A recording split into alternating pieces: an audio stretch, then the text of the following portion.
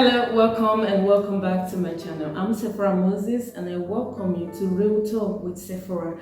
Today we are discussing 10 life-changing laws that can make you or break you. If you're ready, I came ready. Let's dive right into it. The first on the list. This one, it sounds and seems easy. A little bit too easy for our liking, a little bit too easy for us to even take into consideration, and yet is destructive. And that is, keep your tongue from evil. Give me a minute, I'll explain. Keep your tongue from evil. Speak no evil. Let me explain that. You see, we have come to believe that whatsoever we say, the words that we say, that they are innocent, that they are cheap. Are they really innocent? Are they really cheap? Do they not have damning consequences? Do they not have destructive effect when used wrongly? Do they not have sowing season and reaping season? Do they not have harvest?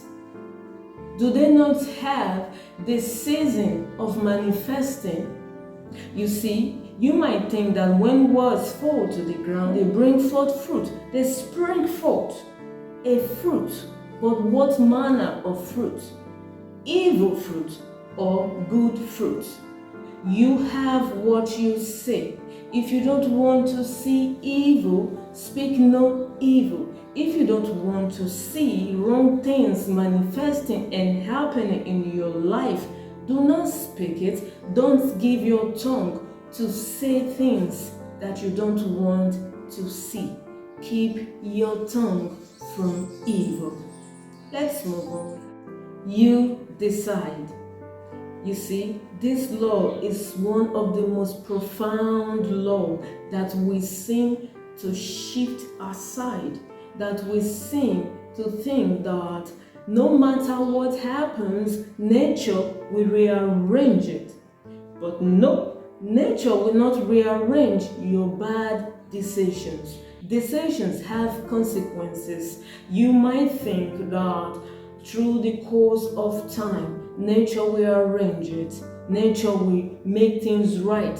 Why you make things wrong? Why you keep making things wrong? Why you keep making decisions that are affecting your life or the lives of those around you? Nature does not rearrange the bad decisions that you make. Decisions have consequences. No matter how small it may be, decisions have consequences. They shape your destiny. Decisions make champions of men. Decisions make victims of men. Or decisions make damnation of men. You decide. You decide well. That is why God gave us this free will. Will to decide. W-I-L-L. Will. Will to turn the wheel of life in the direction of your desire. Anything decision that you make, there is nothing as thin.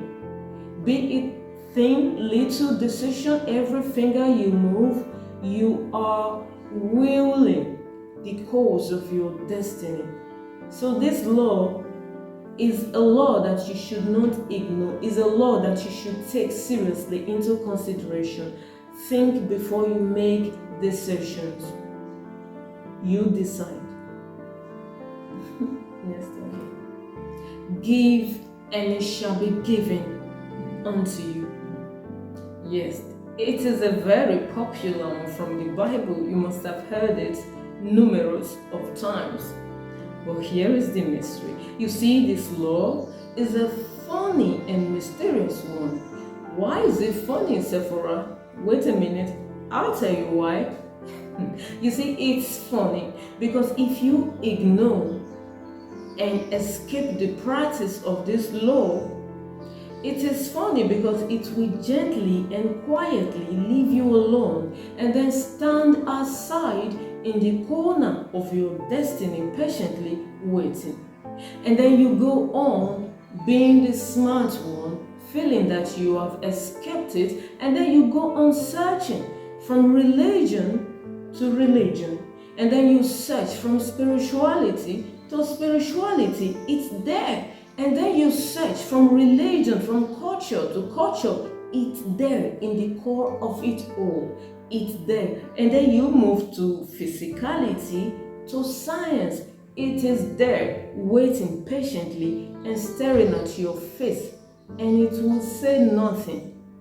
And then one fine day, or one staggering day, when you need help, then you ask the heavens to fill your bucket of water with goodness.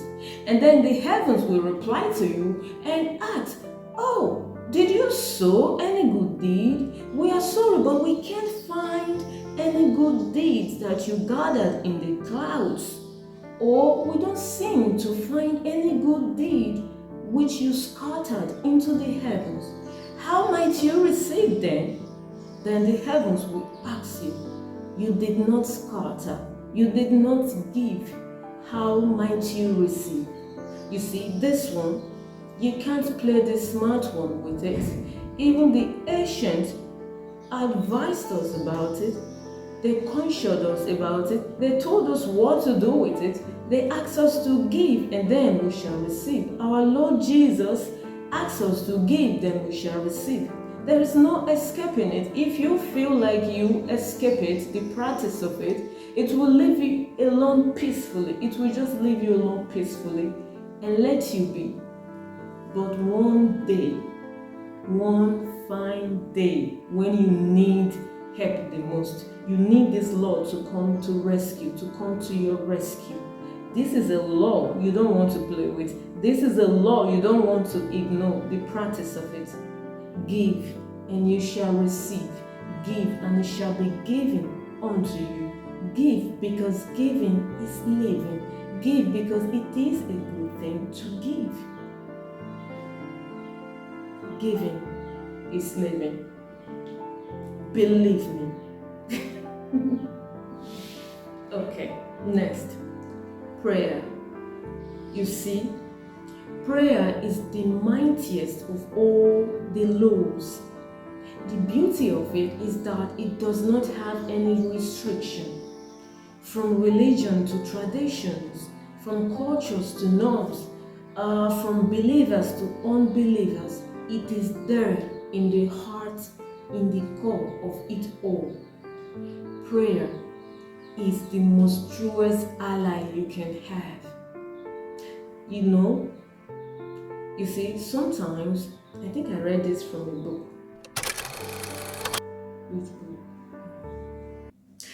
The power of positive thinking. Yes, I think. You see, sometimes, listen to this, you're going to like it.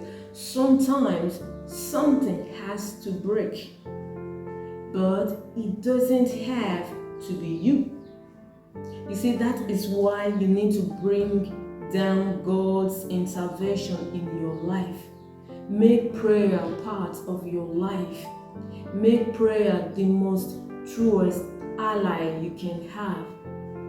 It will not disappoint you. Prayer. I love this one. Believing. You see, I must say that this believing business is a complex one. However, we must find a way around it, the simplest way to explain it. Okay, you see, this believing law is powerful enough to break any barrier to achieving your goal or any of your desires.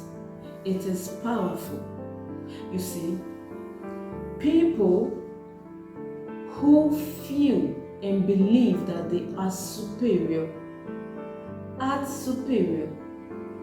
People who feel and believe and consider themselves inferior begin to act inferior.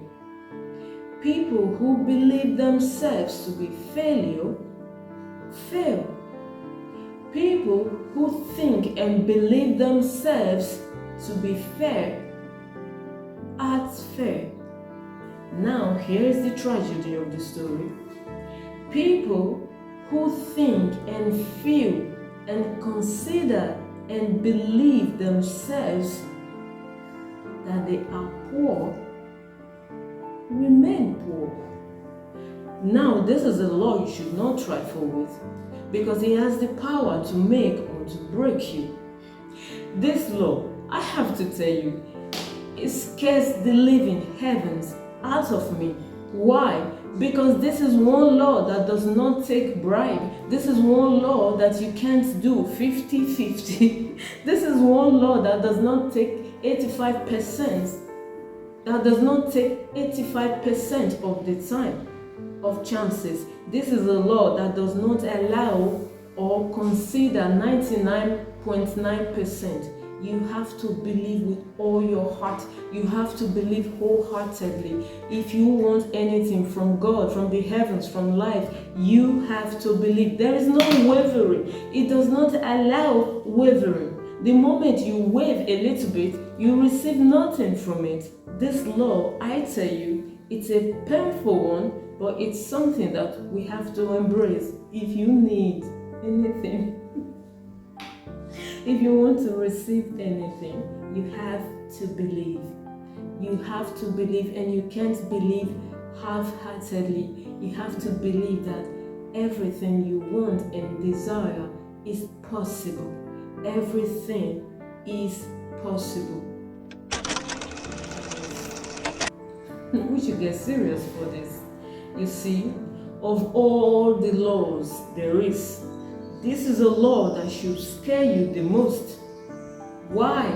You might wonder. Give me a minute, I'll explain to you. You see, bitterness is the deadliest of all the laws. Bitterness has a shocking and poisonous effect. It inflates you from inside and then shreds you from inside. Let me say that again for a better understanding. It inflates you and shreds you from inside.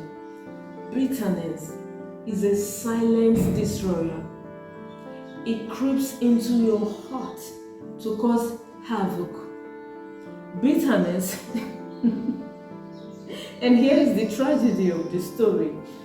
It does not have a sound to its footsteps. I'll repeat that again. Bitterness does not have a sound to its footsteps. It's silent and it's deadly. Let's use this analogy. I love to tell stories, so let me tell you a story. You see, let's assume you come out of your house into your garden, and then you behold this beautiful flower, this rose, these roses. It's so beautiful, and its beauty, its glory, it's admirable, it's beautiful, and it's heavenly, pleasing and pleasant to your sight. And then you go into your house. The next morning, you come out to behold this flower that is now having an intertwined relationship with the sun. It's beginning to change color. It's beginning to look mysterious. But then you pay no mind to it. Then you just ignore it. Then you go back inside your house. And the third day that you come out to behold this beautiful flower, now it has faded and turned into ashes, just waiting patiently in sorrow for the wind to come to carry it away. You see, that is what bitterness does.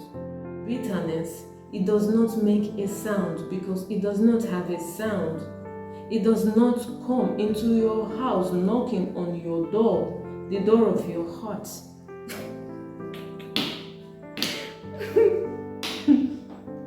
Okay. Bitterness is I'm not laughing. Okay. That is what bitterness does. Truly.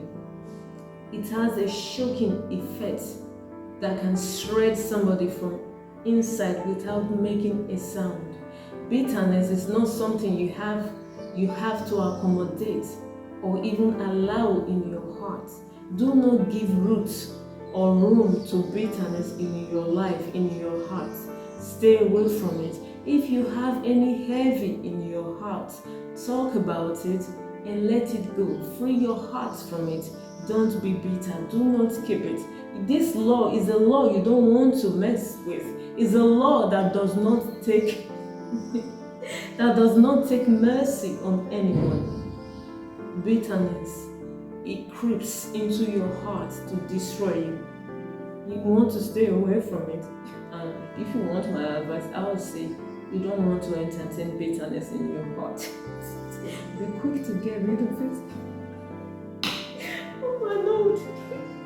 But it is to rule, like my nephew will say. He said, Auntie, it is to rule. Whenever he wants to defend himself, he will say, no, it's not like that. It is to rule. It's true. You want to stay away from bitterness. Believe me. The next one. Vision. You see, most of life is filled with uncertainty, especially the future. However, you must find a way to hold on to the vision of what is yet to come, what is yet to happen in your life.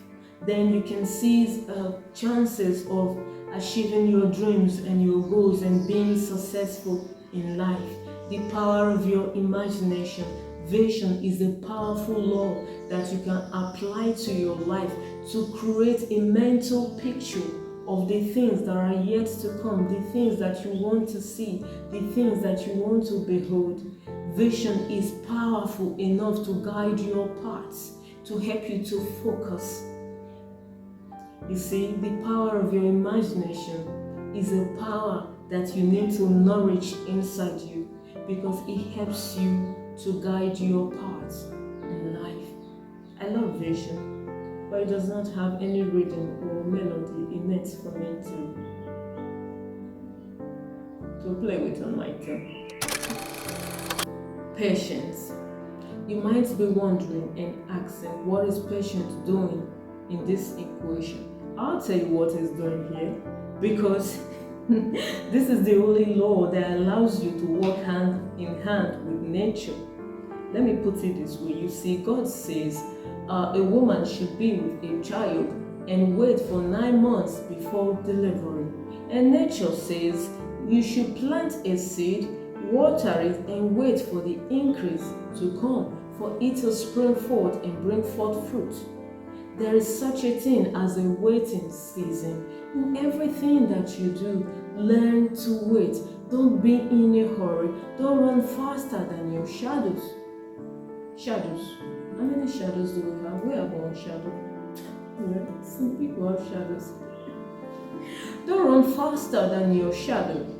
You see, we are not ignoring the fact that there are some times when you have to call for God's intervention for speed in your life, in some certain area of your life.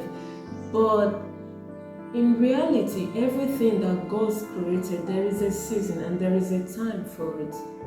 You have to be patient to reap that good fruit, that seed that you have sown, for it to bring forth fruit, for you to enjoy it, for you to eat it. Be patient, be it in your career, in your personal life, in any area of your life.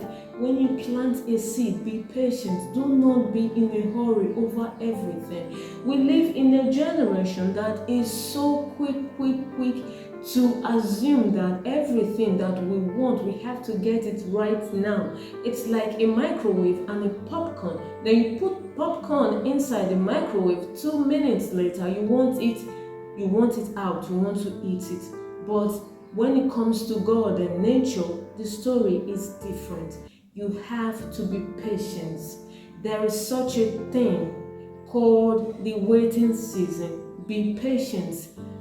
Plant a seed, water it, and wait for it to bring forth fruit. Be patient in all things that you do.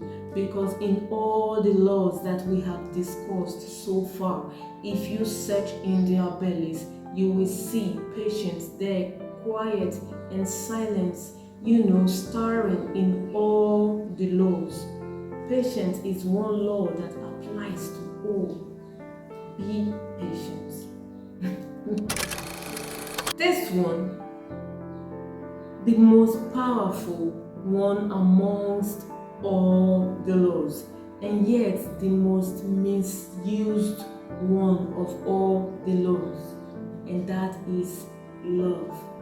You see, love bears all that is, and all that is to come, and all that will be. Love is all and all in strength, in valor, and in power. Love is powerful. Actually, besides prayer, love is the second best, most powerful law there is. And this applies to all religions. All in all, love always wins. But unfortunately, we have misused this law so deeply that we do not remember the value of it, the core value that it carries, the power, the potency of its power. We do not even remember it. Now it's being used for all kinds of filthiness, all kinds of scheme, all kinds of lies and deceit. But it shouldn't be that way. It should not be like that. Love is powerful, and the most calming and consoling truth about love is that no matter how far we strain away from it, love always wins, because God is love. Love bears tenderness, fondness, passion, adoration, warmth. Love bears it all. Tenderness, mercies, goodness, kindness, everything that is good and pure that you can name, love bears it all. Because God is love. I love this one. Let's move on. Okay. Last but not the least, gratitude. You see, this is when you take a moment to reflect on how blessed you are or how lucky you are. This is when you begin to take time. This is when you take time to be thankful for all that has been given to you. Your life, your health, your family, your friends, maybe the clean water that you drink, maybe the clean bed that you lay on, maybe the roof over your head, maybe that food that you eat to nourish yourself, maybe any tiny little thing around you that is so beautiful and pure and innocent. Maybe the people that God has brought into your life to be good to you, to help you and to make your life better. This is when you reflect and express your gratitude to your Maker, to your God. This is where you are grateful for every little thing. There is no such thing as small, as little. Every little thing in your life, you should be grateful for it, because you are here on earth among the living. You are here, and there are profound reasons to be grateful. Gratitude. Okay, guys, we have come to the end of the video. Please, if you love this kind of content, do well to subscribe to my channel to help me. Okay, subscribe to my channel. Subscribe. You know we are here to learn, to teach, to share. And what is here not to love? What is here not to desire? What is here not to learn? And what is here not to know? Thank you so much for watching. I'll see you in my next one. Bye bye.